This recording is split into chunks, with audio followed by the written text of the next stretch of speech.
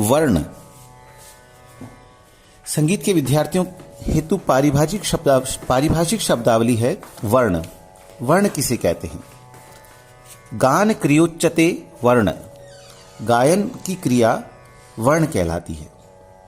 अब इस एक सेंटेंस से विद्यार्थी शायद इस तथ्य को समझ पाए या नहीं समझ पाए, इसे हम और विस्तृत रूप से समझते हैं।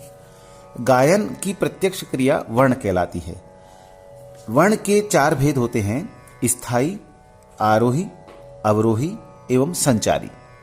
इन चारों भेदों को समझने पर आप स्पष्ट रूप से समझ सकते हैं कि वर्ण क्या है। स्थायी वर्ण का पहला भेद है।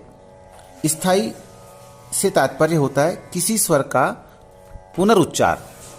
जैसे आप सा बोल रहे हैं, सा सा सा सा, तो रिपीटेशन अगर किसी स्वर अवस्था में आता है तो वो स्थायी कहलाता है।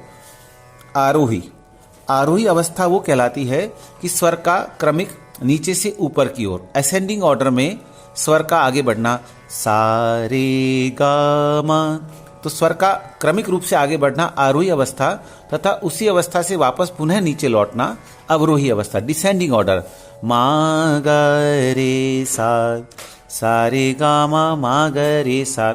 स्थायी वर्ण हुआ सा सा सा सा या रे रे रे रे, और आरोही वर्ण हुआ सा रे गा मा, अवरोही वर्ण हुआ मा ग रे सा, और संचारी वर्ण इन तीनों का सम्मिश्रित रूप, सा ग रे मा ग रे सा। तो ये मिश्रित रूप हुआ। अब इन चारों वर्णों को अलग अलग समझने के बाद हम देखते हैं कि गायन की क्रिया में ये चारों वर्ण एक साथ ही प्रयुक्त होते हैं। किसी भी गायन की क्रिया में इन वर्णों का प्रयोग होता है। इसके बिना गायन क्रिया, वादन क्रिया संभव नहीं है।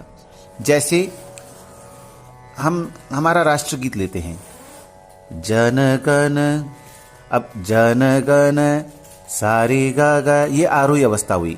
जन गण, अब इसी अवस्था में गंधार पर हम रुक रहे हैं, मन अधिनायक गा गा गा गा गा गा, सारे गा गा गा गा गा गा गा गा रे गा मा गा गा गा रे रे रे नी रे सा। तो आप ये देखिए, यहाँ आरोह भी हुआ, अवरोह भी हुआ, स्थायी भी हुआ, संचारी भी हुआ। एक ही लाइन में हमें चारों वर्ण की अवस्थाएं प्राप्त होती है। तो विद्यार्थी इस वर्ण के टॉपिक को आप डिटेल में समझ चुके हैं कि वर्ण क्या है। गायन वादन की प्रत्यक्ष क्रिया वर्ण कहलाती है। यह वर्ण प्रत्येक गीत में, प्रत्येक संगीत की धुन में उपलब्ध होते हैं और इनके बिना गायन वादन संभव नहीं है। धन्यवाद।